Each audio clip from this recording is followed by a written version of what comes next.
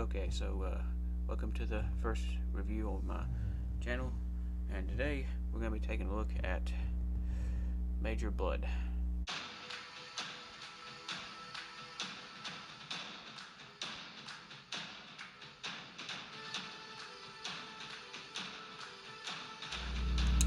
So now this right here is version 1, and now I do have version 3 right here, as you can see, but this figure is in really bad condition, so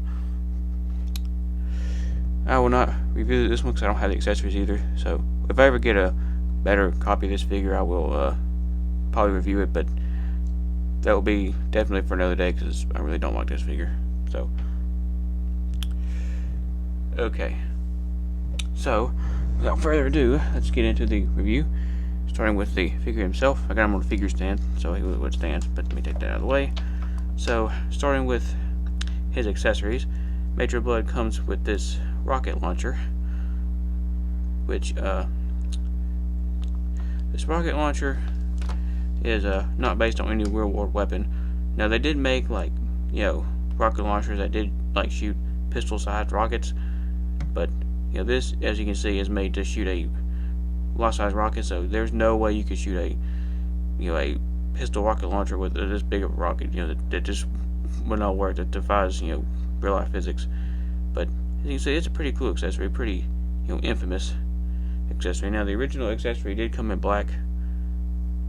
There was a blue weapons pack accessory, which I do have, but I don't. It's down in my part somewhere. I have to go find it.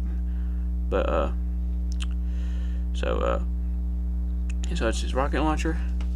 Now he does come with his backpack, which has got rockets on the back, like that is on the rocket launcher itself here, as you can see. They did a pretty good job of making it look like the real thing here on the rocket launcher. Now I got two backpacks here. Now one of them has got some holes in it right here that this one doesn't, which I don't think is actually an intended variant. What I think this is actually the result of a short pour where not enough plastic gets into the mold and you end up with holes like this. But so you can see there's, like I said, the sculpted rockets on it. There's a peg where you can peg it into Major Bludd's back. So that's the only two accessories he came with besides the file card, which I'll get that just into here in a minute. But as you can see, Major Bludd's head, he has a well defined mustache. He has an eye patch.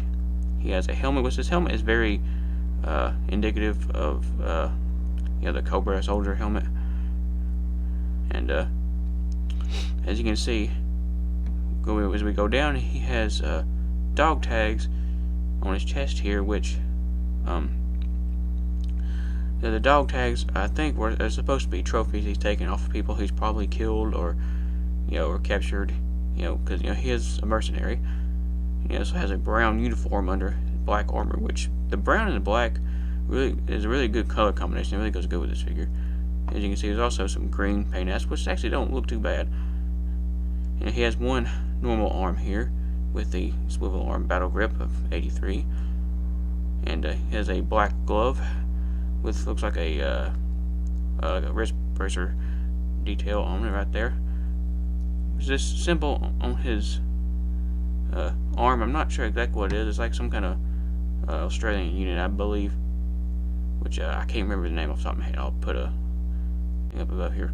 But as he got one arm, which it's been highly debated if this is actually armor on his arm or a robotic arm, which some of the concept art actually show this as a robotic arm, and I think this is a robotic arm because if you notice here, it only has 3 fingers on here, which is definitely not a normal human hand. Normal human hands have 5 fingers, obviously. So I think this is supposed to be a robotic arm, and there is no articulation in the arm. It's just a solid piece. As you can see, he has a standard waist piece, which I think this is the only time this waist piece was used, I believe, because this is very plain. There's no belt details or nothing on it like that. Made in Hong Kong on his rear end.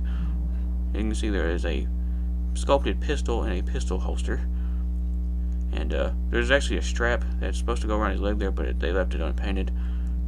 See, there's the date 1983 on his leg there, and he has on black boots, which these to me look like they're supposed to be jack boots, which jack boots were worn by infamously the Nazis during World War II, and which they wore like the hobnailed jack boot, which had like metal cleats on the bottom. They were designed for marching. And unfortunately, mine has a little small crack in the heel right there. These early figures, if you put them on a figure stand, they're bad to crack, which I think this was like this when I got it. But see, he's got peg holes at the bottom of his feet. So when I put him on a figure stand, I kind of just barely stick him on because I don't want to bust his heel off. So put the accessories back on him. So let me put him off to the side, and we will look at his file card. Okay, so here is Major Bludd's file card, and it says, mercenary, codename Major Bludd, file name Sebastian Bludd, which is also the name of a character in Arrow, if you ever watch that. Primary military specialty, terrorist. Secondary military specialty, weapons and tactics, kind of like SWAT. Birthplace, Sydney, Australia. Grade 04, Major. Bludd received initial military training in the Australian Special Air Service, later joined by the French Foreign Legion, which I think that's what that thing is on his arm, is the French Foreign Legion, I believe.